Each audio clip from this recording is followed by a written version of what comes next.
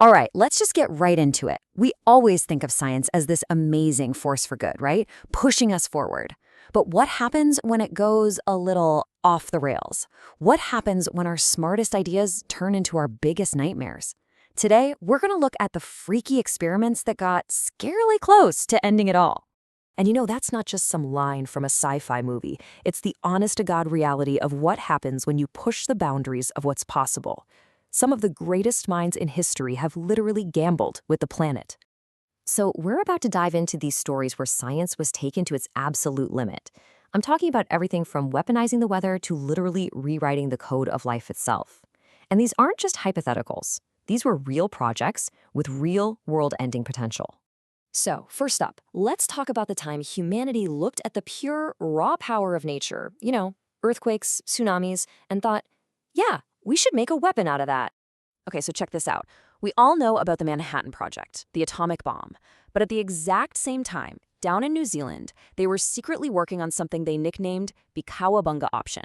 It was called Project SEAL, and their goal was to create a massive, artificial tsunami bomb to just wash away enemy coastlines. Wild, right? And this is where it gets truly terrifying. See, they never quite got it working right during the war. But just for a second, imagine they had.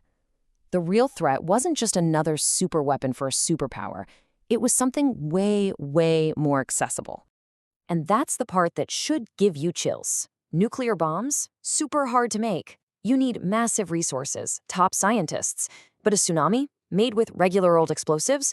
That puts world-ending power in the hands of almost anyone with a bit of cash. Project SEAL could have actually democratized the apocalypse. What a terrifying thought. Now, let's switch gears to a threat that started out with the best of intentions: green energy. Back in the 90s, some German bioengineers had this brilliant idea. They could take this common bacteria, Klebsiella, tweak its genes a little, and get it to eat stuff like wood chips and straw. And what did it produce? Clean ethanol fuel. It seemed like the perfect solution. What could go wrong? Well, when researchers at Oregon State University actually tested it, they uncovered an absolute nightmare. The engineered bacteria was just too good at its job. It didn't just eat the waste. It completely wiped out a vital fungus in the soil that plants need to get nutrients. The result was totally sterile dirt. If that bacteria had ever gotten out of the lab, it could have spread across the entire planet, killing all plant life. Game over. Okay, now we're going even deeper. We're moving on from changing the planet to changing the fundamental building blocks of life. We're talking about experiments that could rewrite reality as we know it. All right, let's talk nanobots. And I don't mean the movie kind. I mean real microscopic machines. Scientists at NYU have actually made them out of DNA. But here's the kicker. They can build perfect copies of themselves. Imagine a tiny robot that can find raw materials and just build another one, and then that one builds another, and so on and so on. That self-replication is what makes them so incredible and so unbelievably dangerous. And that brings us to the two sides of this crazy coin. The promise? It's a medical miracle. Tiny robots in your bloodstream fixing cells, stopping aging, making medicine right inside your body. The peril? Well, a couple of nightmare scenarios. If they're organic, they could just replicate out of control, consuming all living things and turning the world into a meat carpet. If they're inorganic, they could do the same to rocks and metal, dissolving the entire planet into a lifeless sludge called gray goo. This kind of existential threat leads to this really fascinating and kind of disturbing idea from astrophysics called the Great Filter. It's one possible answer to that big question. If the universe is so huge, where are all the aliens?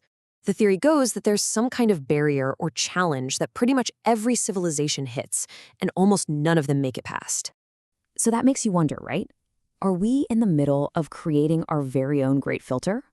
I mean, everything we've looked at so far, tsunami bombs, planet-killing germs, gray goo, they all kind of fit the bill.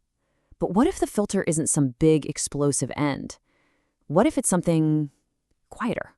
Think about virtual reality. With companies like Neuralink making brain-computer interfaces a real thing, we're getting closer and closer to a digital world that feels just as real as this one. So the theory is, what happens when the real world gets harder and VR gets better? What if we just check out? We're already seeing birth rates collapse in developed countries. Imagine a future where people are just so lost in these perfect virtual worlds, they just stop having families. Civilization wouldn't go out with a bang, it would just sort of fade away. So this next experiment isn't history, and it's not some far-off sci-fi concept. It is happening right now all around us. We are actively trying to mess with the planet's thermostat. Just take a look at this. In April 2024, Dubai got about a foot of rain in a single day. Its yearly average is under 4 inches. A foot of rain. Now, this was a crazy storm, but it happened in a place that is constantly doing something called cloud seeding. It's a shocking little preview of what can happen when we try to play God with the weather. This is all part of a bigger field called geoengineering. It's basically our attempt to fight climate change with even more technology, making massive, deliberate changes to the entire planet's systems. And let me tell you, it is one heck of a gamble. So what could possibly go wrong? Well, where to begin? You could start wars over stealing rain, as one country blames another for its drought. The chemicals we'd use, like silver iodide, could build up and poison whole ecosystems. And the really huge ideas, like building a giant sunshade in space.